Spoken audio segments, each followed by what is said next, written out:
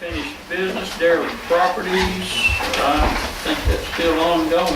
The latest update that I have on it is that the last hearings that we had, 97, 99 Pitcher Point is clean. 117 Market Drive is not. Mr. Wilson has the go-ahead to start cleaning it, and 237 South Lane is not clean. He also has the information to proceed with cleaning that. And we'll adjudicate the cost after we clean it at the next meeting. What about the corner of, That we're having a public hearing on November 16th on that. Hearing on. okay, what about the Hancock Bank property on Pineville Road?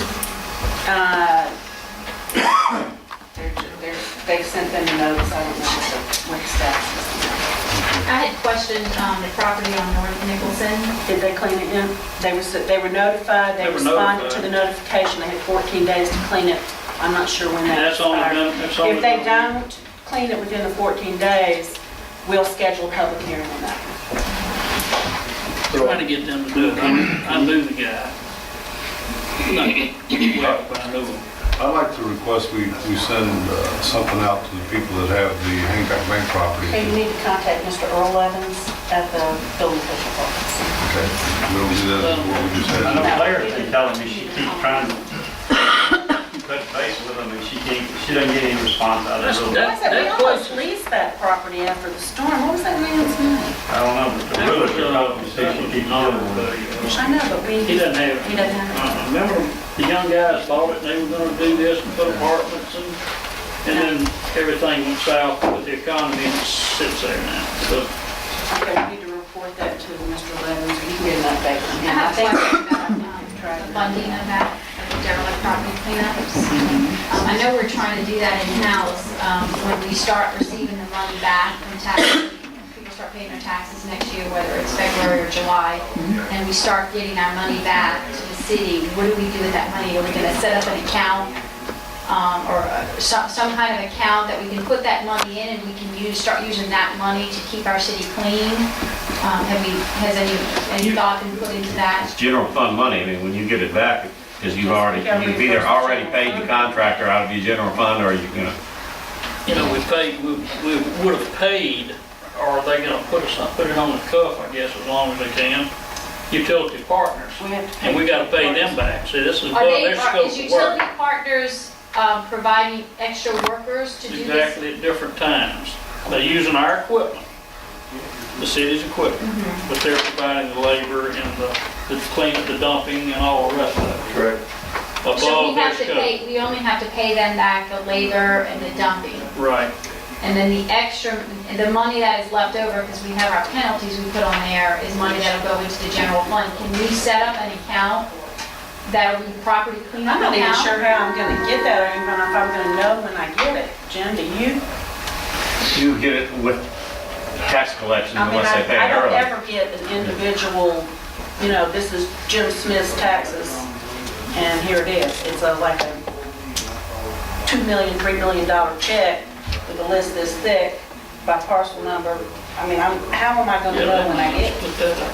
What we might have to do is try to split that out by parcel number, I guess. I don't know. How, I mean, how am I gonna know that what's tax and what's, Are we gonna have to Assessment. keep track of the properties that we're cleaning, and when those taxes come in, we're gonna have to look for that money? well, we assess it and we're, these orders, every time you adopt an order assessing the costs, we send a copy of that to the tax collector and they add it on their tax bill. But Becky makes a good point. I mean, if we do 50 of them during the year and when we get 5,000 tax payments in next year, some when the tax bills are due and some not until August or September, October when the tax sales are, is there no process that we go through? There's no reason for us to go see who paid and who didn't because we hired the tax you collector. can't. I mean, that's what we contract the tax collector for. I I would mean, they think, do the tax Well, we know sale what and the everything. assessment is on it, though, don't we? Yeah, but you don't know when you receive it. I mean, unless we keep a list somewhere and periodically check the list back against it, you're never going to know when you have actually received reimbursement for those costs. You just know you received. I mean, I would think that was something, we should be doing that to make sure we're getting paid. And I guess my thought is if we just take that money and keep that in a pool for clean property, because let's face it, if they haven't cleaned it the first time, they've been cutting the grass for a very long time until that property is developed or sold. So that way, we have an account of funding to keep our city. Well, I think it would, if you moved into the second year and you're gonna have to redo it, the same process is gonna take place.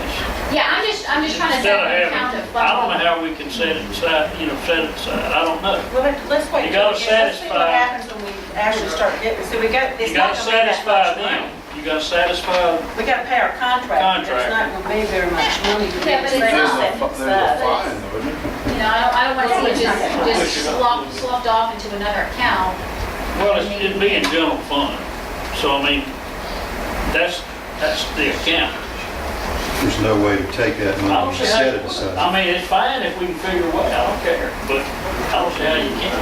Well, let's wait till we actually start getting some money in Yeah, and see let's what start we've got, getting and in see what it, December, how we January, can see what track it. The number of properties that we're actually I say wait till we get the putting, comptroller in. putting any lien on their taxes is a dozen at best. How many Right of now, those? how many, Darryl and We've done 3. Well, we've done, y'all done some pools, Gee, I can't remember. I know we've done a couple pools and one big property on West. you had a big one on the beach that that was a big one. So, you know, that's a good chunk of money. We've done we should 3 or see that. 4. Yeah, but there's still only a dozen or so. I mean, it's not that difficult to go To keep through track. the rolls and look. Yeah, but Becky makes a good point. You're saying it's not that hard, but if you got a stack that big and you got, I say we give it to the comptroller when she gets there here. you go. Or either Yeah, you that, got a stack that big and Either a that. dozen of those may be. or you can just go ahead and allocate at the first of every year $20,000 and put it into a project fund. Hey, comptroller. What's comptroller? Look at those quarterly or semi-annual. Okay, It would get that on the Are we- spreadsheet too. and they can are we search through that? that. Yeah. Want to physically look at okay, it. senior citizens part-time hire. Are y'all ready to do that tonight? You heard anything? You were so, We have, y'all with the county, aren't you? Yes. Yeah. Do y'all wanna hear what they have to say on this RSVP program first, or do you wanna go ahead and move? I'd like to hear what they have to say about the RSVP. All right, if y'all want, we'll delay that just a moment. Let us finish. Y'all hang on, we're, just a minute, we're almost there. I want to see how they want to have it. All right, electronic payment of water bills. This is carried over from the last meeting. I think they received like 12 or so, responses to their request for this. In the water department and the court, and the ones that have really looked into this, they're wanting to do in court. That's the one that best suits our needs. They can go online, get their training, the people will come in and work with them, and this is the one that they're leaning towards, is the in court. If y'all are ready to make that. Well, Mr. Mayor, let me say this. The city of Diabloville, I spoke to Michael Jones, and I went over there and checked out their system, the way it works. Very smooth.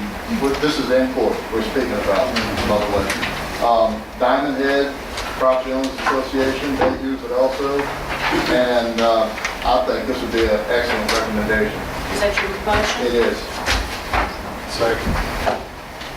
Okay, we have a motion and a second to, be a contract. Enter a contract. I'd like to second the discussion. All right.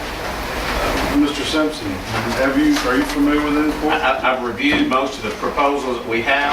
I can't vouch for all of them to telecheck and some of the other ones because the AG says that we can take electronic payments, but we can't pay any of the charges. If you got a $100 charge, we got to get $100. We can't pay a fee for it. In-court does qualify because any of the fees or charges that the consumer wants to use, they have to pay, not us. And so I know that the in-court program does comply with the law. Okay, that's what I want to hear. Okay, motion and a second, all in favor? Opposed, motion carries. Sidewalk ordinance. Y'all have a draft in your packet, I don't know if you're ready to. I also want to give you an update on, this comes from the Starkville ordinance as was suggested. They've got this ordinance in effect. The highlighting and the underlined parts in it is mine. I did that to draw your attention to those provisions. I've tried 3 or 4 times to get in touch with the Starkville City Attorney. They've got some pretty substantial amendments that they're putting on this, and it's drawn some substantial amount of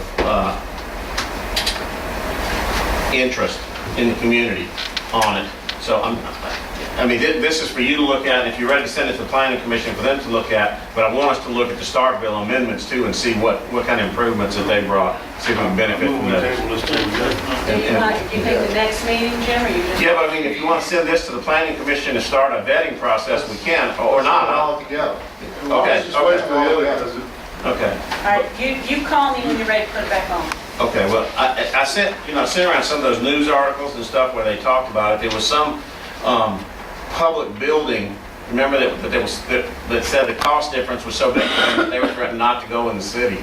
And so, just one reason that you might need to have the flexibility to waive it on a case-by-case basis. I'd like to see it on the next agenda, but I do have a couple of comments that I want to go over, because if Okay. we keep tabling this, it'll never Well, happen. if you can keep it on, by then I'll have to start with amendments if they've adopted. On page 2, under section 3.1, and it may have spoken to it when I got to some of the other pages, but as I was going through it, the sentence starting out, within all new single-family residential subdivision developments and commercial subdivision developments.